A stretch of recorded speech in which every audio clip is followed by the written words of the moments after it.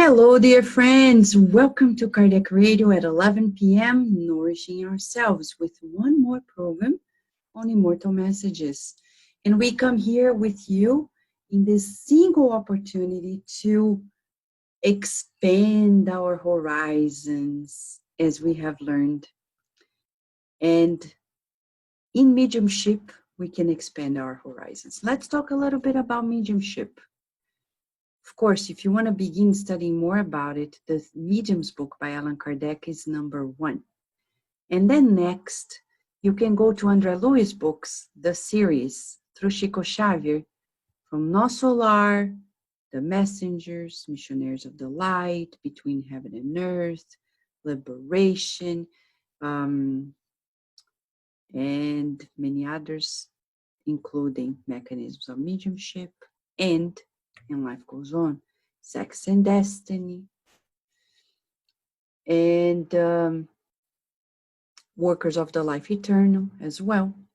So in those books, we're going to study, and especially in the domains of mediumship or in the realms of mediumship by André Luiz, we're going to study different features of mediumship, the mechanisms, the types, definition, and the interactions between two worlds. You are a medium. I am a medium. And you may say, me, I'm a medium? Yes. As Kardec said, whomever feels the presence of the discarnate spirits is a medium. Of course, we're talking here about ostensible mediumship, which is a more evident mediumship, but at some level, at some degree, we're all mediums. And why is this important? Because mediumship is not a gift. Mediumship is a faculty of the soul. Mediumship is this faculty that we need to educate, like intelligence.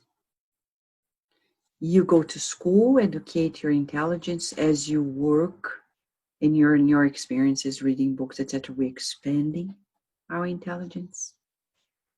That's the intellect. We're talking about mediumistic intelligence. Safely, we can educate it by studying and observing. These are two elements to educate our mediumship: studying and observing. So it's nothing to do with this mystical practice of let's close our eyes and let it flow. No. That's not what we're talking about. We're talking about observing. As Kardec says, in mediumship, we observe the facts and analyze the language. We observe the facts and analyze the language. So you and I are being invited to this greater understanding. Because tonight, as Arnaldo Rocha says, the person who compiled this book, Instruções Psicofônicas, Psychophonic Instructions, he says a friend comes back. In a mediumistic meeting, a physician, a distinguished physician named Alberto, from the city of Belo Horizonte in the state of Minas Gerais, comes back after his death on August 5th, 1954, to tell us important things about our lives. You know that when we discarnate, we don't change. We continue being who we've been. We may expand horizons there too, but we don't transform into somebody else, right? Let us read, because this is from a friend who returns. He says, as long as we are enslaved to the body of the flesh and blood, it's not easy to apprehend the realities of the spirit. As we roam around the world, agitated by the provisional teachings of science, or encapsulated in theories that only death can modify. Undoubtedly, a more accurate examination of the wonders of the mind would suffice to uncover something of the sublime realm of the soul, preparing the future with certainty. However, we walk on earth in slow motion, sowing ourselves to personal vanity as the turtle attaches itself to the heavy case of its own. Using scientific techniques, we interfere in the brain using hormones, narcotics, surgeries. Nevertheless, presuming to discover in it the secretive organ of thought, we only group the shadow devoid of light, for the brain appears in essence so far from the spirit that through it is manifested, as the violin distances itself from the artist who handles it in the execution of the melody in which the musical genius expresses itself to it. However, our deceptions before the eternal life guard the fragile consistency of the mist before the blaze of sunshine. Nature is governed by ineluctable laws, and the grave awaits us impassively, restoring to our understanding the simplest truths of the heart. And from there, from the vast horizons unfolding in sight, we now recognize the imperative of liberation from the human conscience, victim of the forces of science and religion to prevent their march. Death does not regenerate us, purifying our discernment, but also constrains us to contemplate the nascent glory of the new day, whose achievements demand the mobilization of all the resources of service in the relief and enlightenment of all individuals. The university possesses logic. The sanctuary retains intuition. It is imperative to work with resolution so that the school and the temple meet with the highest level of understanding for the benefit of humanity. If today advanced organizations compel intelligence to the taming of the atom and cosmic energy, let us stimulate the heart with rational faith on evolutionary principles, shaping the new times in the conceptions of infinite progress and universal love. In this sense, Spiritism, reiterating the teachings of Jesus, is the force of restoration and balance that it is our duty to ennoble and dilate.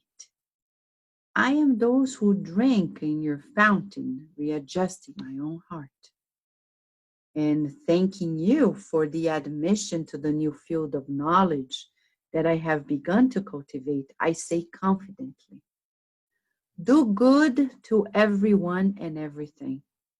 Tolerate and forgive. Light up your hope. Do not extinguish the light. Help today and always. The dominating forest does not come from the third thunder that rages or from the gusting wind, but from the humble seed that has learned to forget, to silence, to help, to produce, and to wait. So deep. He was an intellectual in this life when he was incarnated, and now he comes back with the depth of his message. What is he telling us? And I'm taking a pen so I can make a few more notes here as we are inspired talking to you. First of all, he says, it's about perceptions. When we're in the physical body, we have a hard time perceiving our essence as spirits. So where do you think you are? Assessment. Number one today. Number one assessment. Do you feel like yourself as a spirit connected to the physical body living in this material world? Or do you feel yourself as if you were the physical body? Choice number 1 or number 2? And if you say, but Vanessa, I feel like I am the physical body, is that a problem? No, because it pertains to this experience. But little by little, we can gain expansion and observe that we are more than the physical body. You can even feel how slow your body moves compared to how fast you think. You think of something, and when you're doing it, it's like I'm thinking, I'm going to pick up the pen. I thought before I did it, I visualized it, and my hand picked it up. Even if I try as fast as I can, I want to pick up the pen. It's still not as fast as I'm thinking, visualizing it. And I can feel that this pen and my hands are not me, but they are used by me. It's important to do this exercise to observe yourself as a spirit living on earth, so that I can start pondering the choices I make. For example, the food you're gonna eat. Are you eating out of pleasure, the senses, or out of need? Because I'm hungry. And pleasure. Okay, but do you need it? Yes. And there's pleasure? Okay. But when there's only pleasure and no nourishment, we're incurring this fine line of abusing the body. How? Because it's going to require energy to digest it. And if it doesn't need it, what do we call it? Indirect suicide. Read the book No Solar by Andrea Lewis. Choices we make according to the perspective of life. It's about perception. How do you perceive yourself? And work on this perception as we feel ourselves as spirits. Number 2, he talks about the brain as the instrument. And he says about this distance, the violin and the artist. No matter how perfect this is, the abilities of the artist are superior to the capacities of the violin, but it expresses in some way through the violin. You see, this is the brain, so powerful, and yet you and I, as spirits, have even more potential that the brain can give to us. You and I have more potentialities than our brains can express. Though on earth, we don't use all of the potentialities of our brain as we should. Why? Because we're still evolving as human beings. Some studies say it's 10% of our capacity. Well, percentages are so iffy, right? What is important is that this brain is capable of so much more in terms of expressing who we are. And yet, no matter how much we use this brain to its fullest, we're not limited to the capacity of this brain. Have you ever thought about it? Next time you look at yourself in the mirror, don't limit yourself to what you see. Though we bless it and we love the physical body. Because remember, as Victor Joseph says, this body is composed of trillions of cells that are like little animals, like pets. We need to care for it, to appreciate it, to be grateful for it, irrespective of the aesthetics, the appearance. It's about deep gratitude to the selves. Now, he talks about nature and its laws and how death is just part of nature. And now he's going to talk about death as this defining moment. It doesn't change us. It doesn't regenerate our wisdom, he says. So if you expect to be dead to discarnate, to become wise, forget it. Because we're going to continue being whom we've been.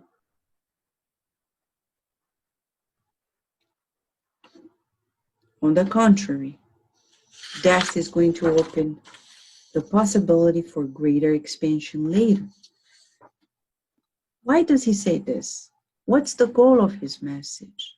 He says, it is imperative to work with resolution so that our reasoning and our intuition can work to the best of humanity at the highest level of understanding for the benefit of humanity. It's not enough to know. And he's talking about it because he was a physician on earth.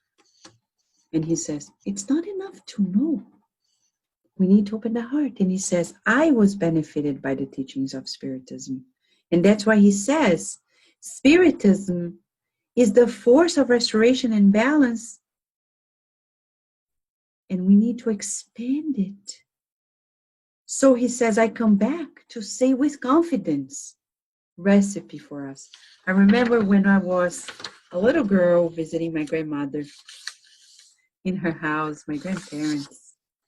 And it was so interesting because visiting them, I learned so much. And my grandmother used to do the cooking, the baking. So adorable. And those programs on TV, the cooking shows, and she would say, please, my dear one, take this notebook and this pen and write down the recipe that she is going to tell you. Ophelia was the woman. For those who lived in Brazil, you know who I'm talking about. She's like the Julia Child of Brazil, Ophelia. You know, as we love Julia Child, there's even a movie on Netflix about it. It's beautiful, the story. And we appreciate so much this art of cooking, putting the love in what you're making to make this not only the nourishment for the body, but for the soul. So now, Alberto, the friend who returns, comes back with a recipe for you and I. Pen and paper, let's write it down. First ingredient, do the good to everyone and everything. So, do the good, we're writing, to everyone and everything. Ingredient number 2, tolerate and forgive. Oh, but I can't put up with that. I can't stand it. It's so hard. That person does always this to me.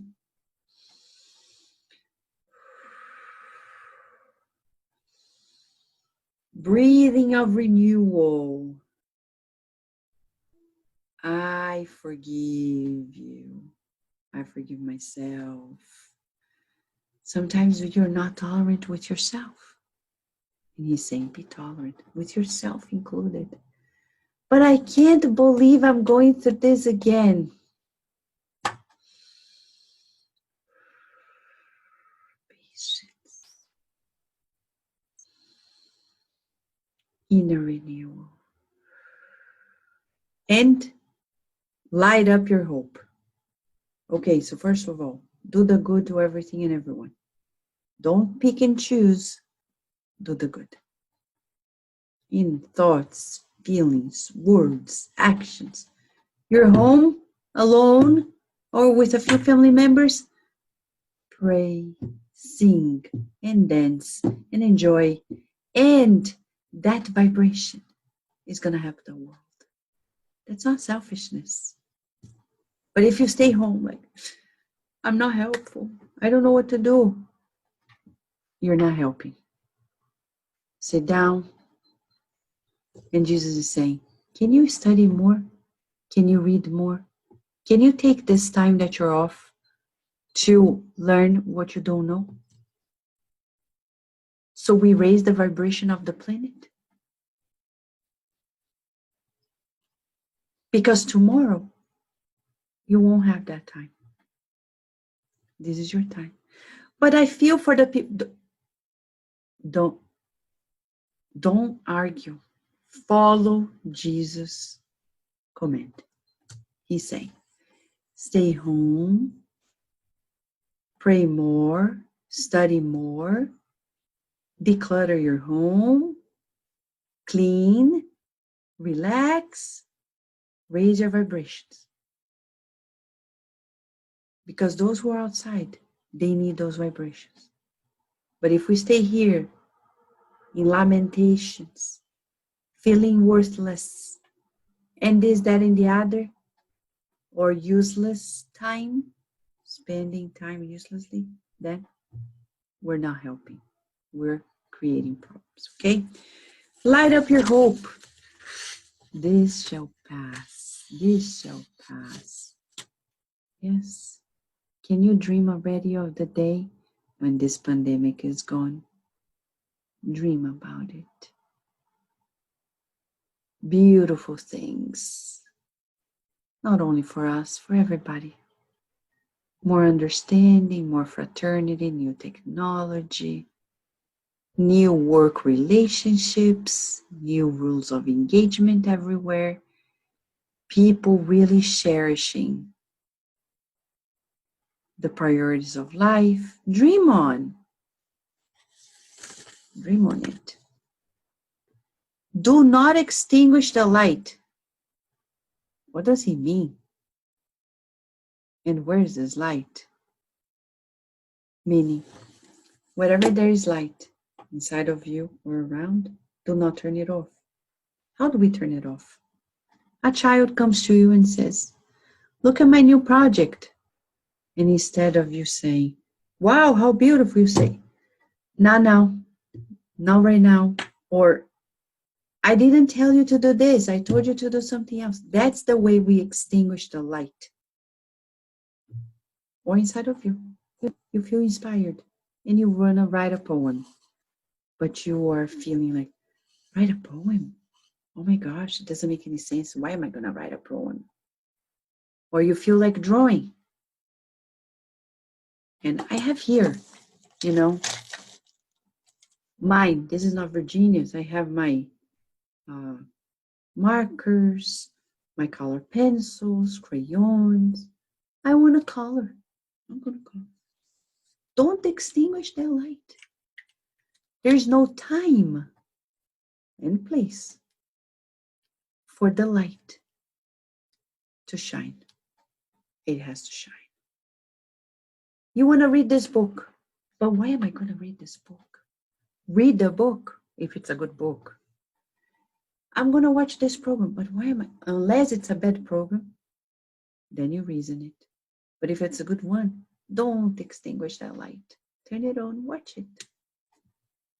The other day I was watching again the movie Aladdin because I wanted it, not Virginia. I wanted it. And there was time in the day to do it. And I did it. And it felt so inspirational because it talked about the power of the mind, our central desires, our true priorities, our values. And it was relaxing. Don't extinguish the light. You want to bake, you want to cook, do it. Don't say, but why am I going to do it? I'm by myself. Bake for yourself, child of God. And say, you are a beautiful child of God. You deserve a cake. Why not? Don't eat the whole cake. Freeze half of it or 3/4 of it. Or, eat just a little bit every day. Or bake. Because it's the way to turn on the light. You turn on the electricity of the oven or the fire in the oven, and you also allow the inner spark to blossom. Don't block it.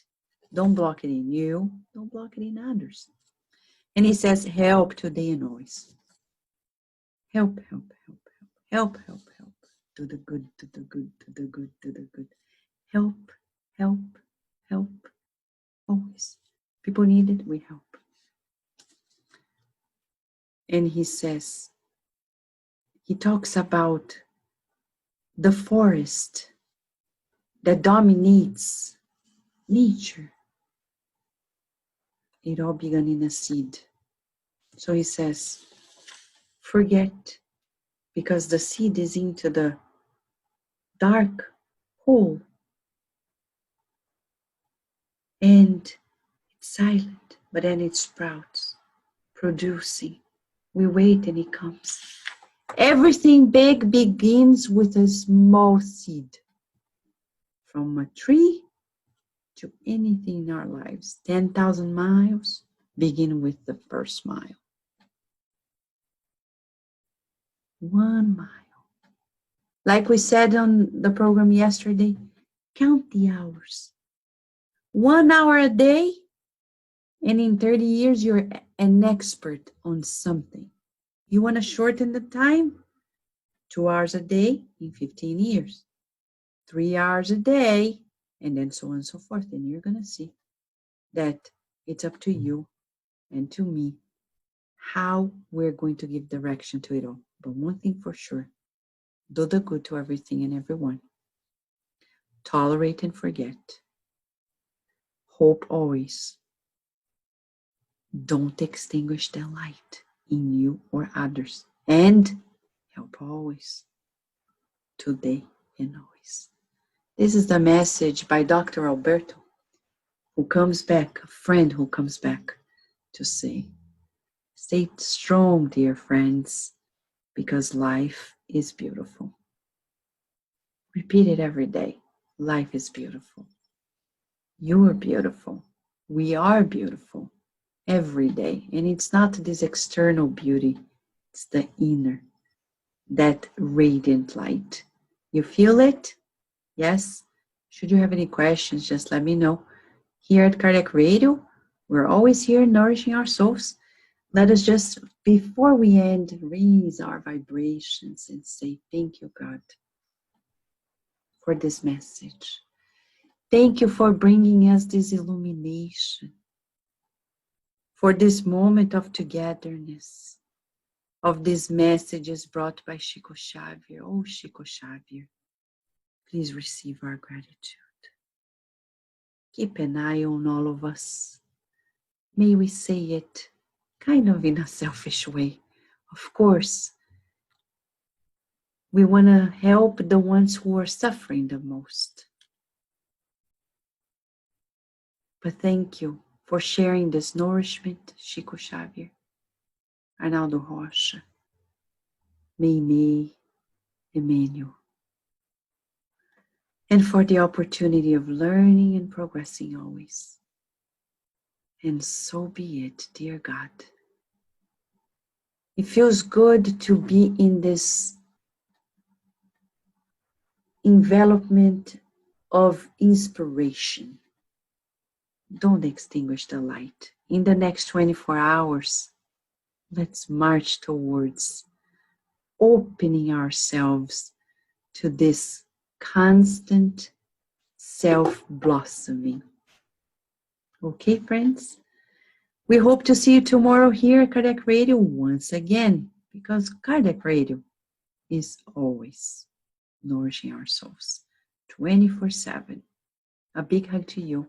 Until tomorrow, God willing.